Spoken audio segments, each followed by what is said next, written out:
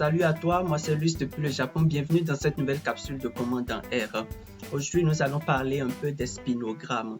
C'est une forme de bar plot qui est toute particulière et qui te permet d'aller très vite quand tu synthétises l'information. Si tu es prêt, attrape ton clavier et rentrons dans le studio. Alors on va travailler aujourd'hui avec la librairie BCD, c'est elle qui contient la fonction spinogramme. Et on va utiliser, je sais pas, la librairie, on va utiliser la librairie ASLR aussi pour pouvoir avoir notre base de données. Je vais attacher rapidement Credit. Voilà, on va travailler avec Credit. Et pour construire notre spinogramme, j'aurai besoin du summary. Je prends effectif. Je fais un table, hein. Je vais faire ça tout court, donc je vais prendre ethnicity et marriage. On doit être bien familiarisé à cela maintenant, ok? Et puis on utilise simplement la fonction spine, donc je fais spine effectif et regarde un peu à quoi ça ressemble là. Voilà, donc on a un spinogramme qui se forme ici. La particularité avec le spinogramme, c'est que on a la hauteur de chaque barre qui va de 0 à 1. Donc, on a les éléments qui sont en fait en pourcentage. Par exemple, pour les Africains, Américains, là, on sait que le pourcentage des éléments des individus qui ne sont pas mariés, ça doit être un peu autour de 42, un peu moins de 50%, tu vois. Et puis là-bas, ça fait un peu plus de 50% pour ceux qui sont mariés. Donc, déjà, avec un spinogramme, on peut rapidement voir, c'est toute l'information, mais en termes de pourcentage, c'est là la toute belle particularité du spinogramme et ça nous permet d'aller très vite quand on synthétise l'information, surtout quand il s'agit de beaucoup d'informations qu'il faut synthétiser à la fois. On peut faire mieux avec un spinogramme, hein. Et puis là, il n'y a même pas le titre. Je vais ajouter rapidement un titre là. Je vais dire, c'est pas un exemple de spinogramme. Exemple de spinogramme. Et qu'est-ce que je peux faire là? Je peux contrôler un certain nombre de paramètres. Et pour faire ça, on utilise PG. Ça s'appelle Graphic Parameters. Ça fait paramètres graphiques en réalité, quoi. Et puis on utilise JPAR. Donc quand je fais JPAR, j'ouvre la parenthèse. La première des choses que je pourrais peut-être faire, c'est de prendre la couleur. Je vais la mettre au rouge. Voilà, donc il faut toujours faire JP, G et P là, c'est pour contrôler maintenant les paramètres graphiques, tu vois. Et quand tu fais ça, là, le paramètre que tu appelles c'est JPAR. Et en l'intérieur, tu mets les éléments que tu veux pour pouvoir contrôler le paramètre graphique. La première chose ici, c'est un peu comme la bordure. On utilise couleur pour ça, la bordure, et puis c'est celle qui est en rouge là. Tu vois, si je veux contrôler par exemple l'intérieur, je vais utiliser Fill. Je te montre rapidement là, je peux faire Fill et je vais prendre quelle couleur? Je vais faire Gold si je veux. Et je vais utiliser le Green. Peut-être je prends Gold et Green si je veux. Voilà.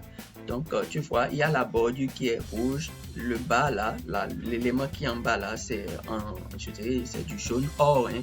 Et puis le haut qui est vert. Et voilà un peu à quoi ça ressemble lorsqu'on fait du zoom dessus. C'est très joli, n'est-ce pas? Et ça nous permet d'avoir l'information qui est synthétisée. Mais on peut faire mieux. Au niveau des paramètres graphiques, hein, toujours à l'intérieur. On pourrait par exemple regarder l'épaisseur de la ligne. Je vais faire line width que je vais définir ça à 2, je sais pas, hein. Et puis je vais prendre le type de ligne aussi. Je vais définir ça à 3 ou bien même 2. Je vais prendre 2 pour les pointillés.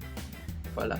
Donc, tu vois, l'épaisseur de la ligne, c'est ça. Et puis, le type de ligne, les pointillés à 2, hein, les pointillés. J'aurais pu prendre 3 si tu veux. Ça aurait été un tout petit peu différent. Les pointillés, mais de façon un tout petit peu différente. Je vais garder ça à 2. Le 3, c'est pas trop joli. Donc, je garde ça à 2. Et voilà, on exécute là. Et voilà, donc tu vois, c'est ça. On peut contrôler ces paramètres graphiques là. C'est déjà un peu plus joli là, mais on peut réduire un peu l'épaisseur de la ligne. Je je vais mettre ça à 0,5 peut-être. Voilà, et là c'est encore beaucoup plus joli. Voilà, c'est quelque chose de beaucoup plus joli. Donc on a African American, Asian, Caucasian, no, married, no, yes, ainsi de suite. Voilà. Et ethnicity, c'est bien défini. Un exemple de spinogramme, c'est tout joli. Et l'information est là en termes de pourcentage. Là. Voilà, c'est très joli de cette façon. Mais on pourrait faire mieux. Hein. On pourrait faire mieux. J'aurais pu faire par exemple effectif, faire table. Et attention là.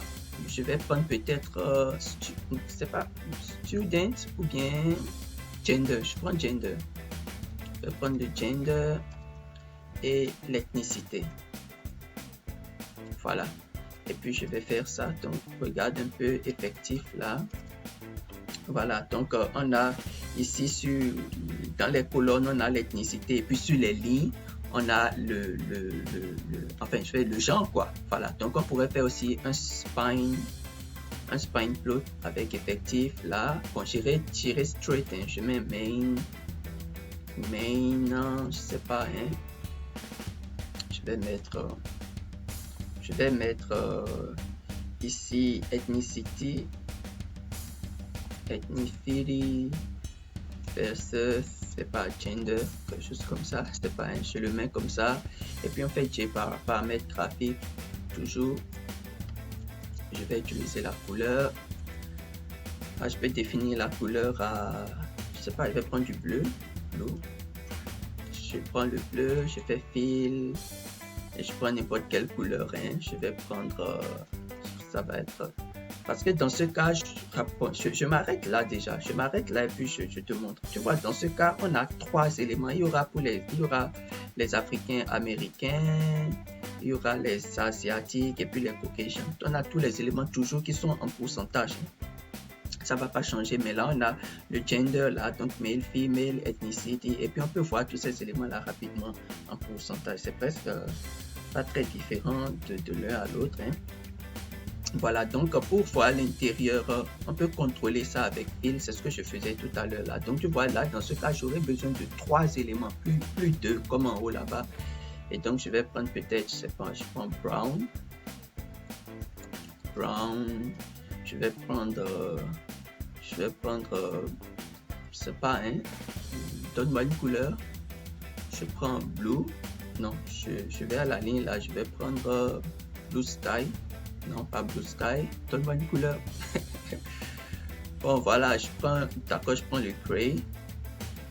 Et puis, je vais prendre du dark green, si tu veux. Dark green.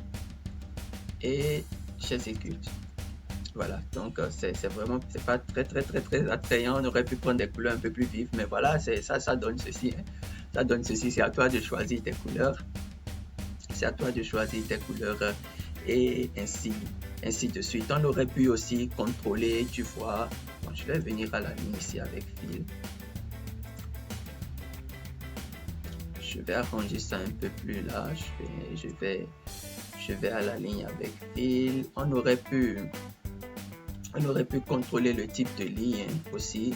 Faire, c'est pas line drive. Je prends ça à 0.5.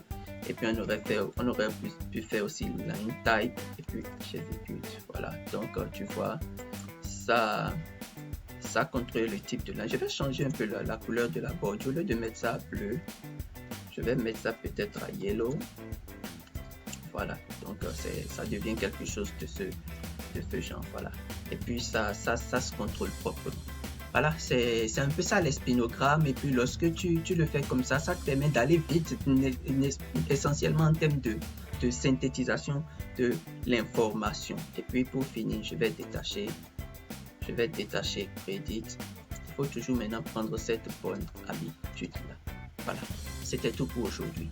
Merci de l'avoir suivi. Si tu as aimé, s'il te plaît, souscris à cette chaîne et puis mets un pouce bleu sur cette capsule là.